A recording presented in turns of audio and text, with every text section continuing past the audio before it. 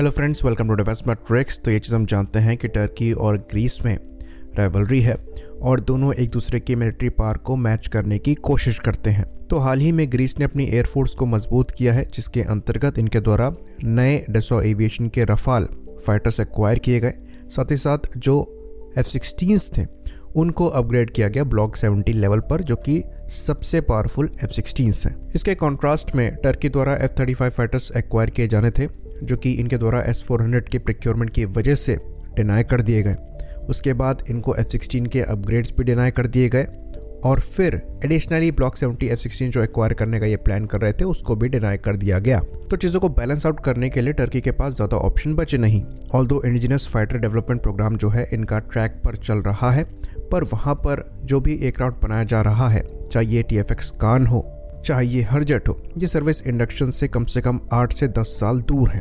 वहीं पर जो ये खुद से अपने F-16 को अपग्रेड कर रहे हैं वो डिसेंट तो ज़रूर है, पर ब्लॉक 70 लेवल के नहीं हैं। तो इनके जो F-16 हैं ये ग्रीक F-16 को भी मैच नहीं कर पाएंगे। वहीं पर रफाल जो है ये तो इनको पूरी तरीके से डोमिनेट करेगा। तो 2021 में ही टर्की द्वारा प्रपोजल सामने रखा गया था करीबन 40 F-16 ब्लॉक 70 को प्रिक्योर करने का और 79 मॉडर्नाइजेशन किट्स को एक्वायर करने का एग्जिस्टिंग F-16 को अपग्रेड करने के लिए, जिसको यूएस प्रेसिडेंट ने तो बैक किया था, पर यूएस कांग्रेस ने डिनाई कर दिया था। इसके पीछे बड़ा रीजन ये था कि टर्की द्वारा स्वीडन को नेटो में शामिल करने का विरोध किया जा रहा था। तो रफाल को मैच करने के लिए टर्की के पास ज्यादा ऑप्शंस नहीं अवेलेबल थे, इसलिए उनके द्वारा यूरोफाइटर टाइफून्स को प्रिक्योर करने पर विचार किया जाने लगा। और इसको लेकर टर्की के जो डिफेंस मिनिस्टर हैं ये ब्रिटेन और स्पेन के साथ बातचीत कर रहे थे इन प्लेटफॉर्म को एक्वायर करने के लिए। तो ना ब्रिटेन को कोई परेशानी थी ना स्पेन को कोई परेशानी थी, पर जर्मनी को यहाँ पर ऑब्जेक्शन था। तो मोस्ट लाइकली जर्मनी यहाँ पर यूरोफाइटर टाइफून की सेल टर्की को ब्लॉक कर सकता है। तो ये एक बड़ा रीजन है जिसकी वजह से इंडिया द्वारा रफाल को इनिशियल MMRC कंपटीशन के अंतर्गत, क्योंकि यूरोफाइटर टाइफून के डेवलपमेंट में यूके, स्पेन, इटली और जर्मनी का इन्वॉल्वमेंट है, तो आपको हर कंट्रीज का अप्रूवल चाहिए इन प्लेटफॉर्म को एक्वायर करने के लिए। तो अगर किसी के साथ भी कोई भी डिप्लोमेटिक टेंशन रहती है तो कोई भी इस प्लेटफॉर्म की सेल को डिनाई कर सकता है। अगर आपने परचेज किया हुआ है तो हो सकता है स्पेयर्स को डिनाई कर दिया जाए। इसलिए हमारे द्वारा रफाल को प्रिक्योर किया गया। तो यूरोफाइटर टाइफून और रफाल में अगर आप कंपैरिजन करेंगे तो ये ऑलमोस्ट नेक ऑन नेक है, पर जो नए अपग्रेड्स यूरोफाइटर टाइफून में आ रहे हैं वो इस प्लेटफॉर्म को थोड़ा सुपीरियर बनाते हैं डसॉ रफाल से। तो यूरोफाइटर टाइफून एक अच्छी डील हो सकती थी टर्की के लिए ग्रीक रफाल को काउंटर करने के लिए, पर ऐसा लगता है कि वहां पर भी ब्लॉकेड लग रहा है।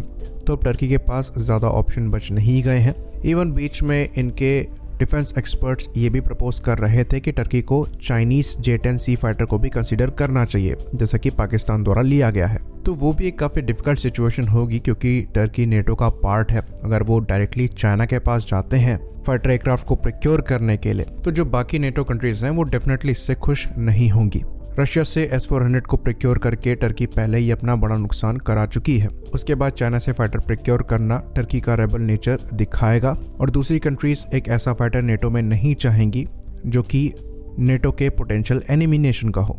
बाकी डेटा लिंक कंपैटिबिलिटी एक अलग इशू है, और इवन अगर कॉम्प्रोमाइज करके J-10C आता भी है तो ये कैपेबिलिटी में F-16 ब्लॉक 70 को भी मैच कर पाएगा, इसके भी चांसेस कम नजर आते हैं। क्योंकि पाकिस्तान की भी फर्स्ट चॉइस J-10C नहीं थे, वो उनकी मजबूरी थी। पाकिस्तान द्वारा भी एडवांस F-16 ब्लॉक 70 को प्रिक्योर करने का ही प्लान था, जो कि इनको डिनाई कर दिया गया। बाकी रशिया से भी इनको फाइटर्स नहीं मिलते, तो मजबूरी में इनको चाइना के पास जाना पड़ा।